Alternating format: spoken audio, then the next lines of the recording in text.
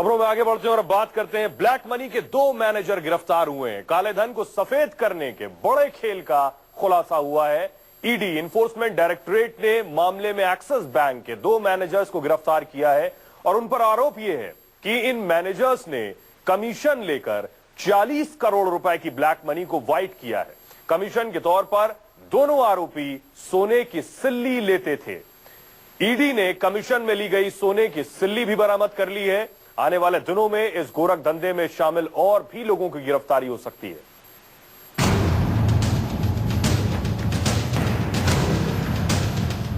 Axis bank के 2 मैनेजरों का काला खेल,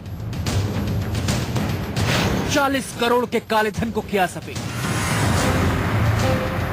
कमीशन में लेते थे सोने की सिल्ली।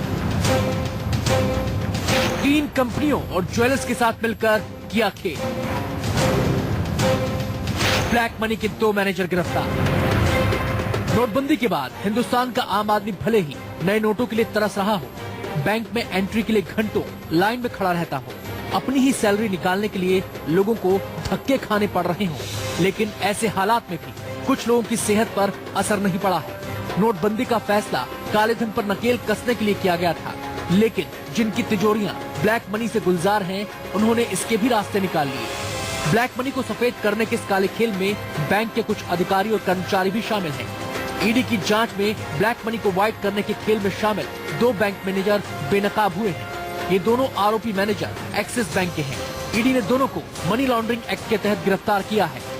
नोटबंदी के बाद काले धन को सफेद करने के मामले में दिल्ली में प्रवर्तन निदेशालय ने एक बड़ी कार्रवाई करते हुए एक्सिस बैंक के एक ब्रांच के 2 मैनेजरों को गिरफ्तार कर लिया है।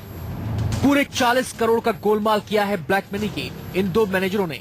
आपके जहन में सवाल आएगा कि आखिर ये हुआ कैसे। अब जरा समझिए कैसे इन मैनेजर्स ने इस खेल को अंजाम दिया। 3 कंपनियों के खाते से 40 करोड़ की रकम आरटीजीएस की गई। ये रकम ज्वेलर्स के खाते में ट्रांसफर कर दी गई। रकम ट्रांसफर करने के एवज में मैनेजरों ने सोने की सिल्ली बतौर कमीशन ली। 40 करोड़ की रकम से सोना खरीदा गया। सोने को 50,000 रुपए तौला तक बेचा गया। जब ये सोना बेचा गया, उस वक्त सोने की कीमत 30,000 रुपए तौला थी। मैनेजरों को कमीशन में मिली सोने की सिल्ली बरामद कर ली गई है। उन मैनेजरों पे इस बात का आरोप है कि उन्होंने करीब 40 करोड़ रुपए जो है वो आरटीजीएस के जरिए बड़े सुनारों के खाते में ट्रांसफर किए, जिसके बदले में सोना खरीदा गया। यही नहीं, बताया जा रहा है कि घूस के तौर पर उन मैनेजरों को सोने की सिल्लियां भी दी गई और जिसकी बरामदगी भी कर ली गई है। सूत्रों का कहना है कि ईडी के शिकंजे में आए एक्सिस बैंक के मैनेजरों ने पूछताछ में कई अहम खुलासे किए हैं। इन्होंने बताया है कि इस खेल में कई लोग शामिल हैं, दूसरे बैंकों के अधिकारी कर्मचारी भी शामिल हैं। ऐसे में माना जा रहा है कि ब्लैक मनी को व्हाइट करने का खेल 40 करोड़ से कहीं ज्यादा हो सकता है।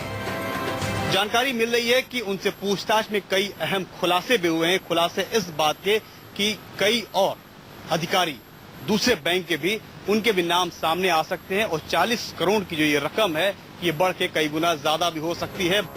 आयकर विभाग और ईडी को कई दिन से ऐसे घोटालेबाजों की जानकारी मिल रही थी। ईडी के रडार पर ये लोग पहले से थे। इसी सिलसिले में पिछले महीने एक्सिस बैंक की शाखा पर छापे भी मारे गए। सूत्रों से जानकारी मिल रही है कि एजेंसियों ने एक लिस्ट तैयार की है, जिसमें ऐसे लोगों के नाम हैं जो काले धन को सफेद करने के गोरख धंधे में शामिल हैं।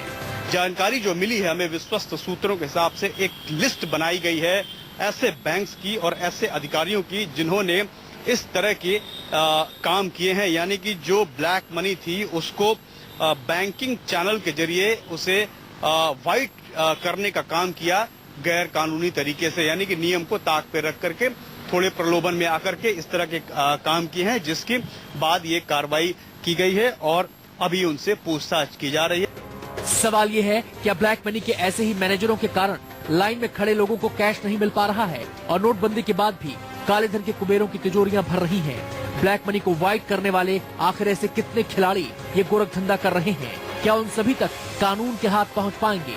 प्रशांत देव, न्यूज़ 24 दिल्ली।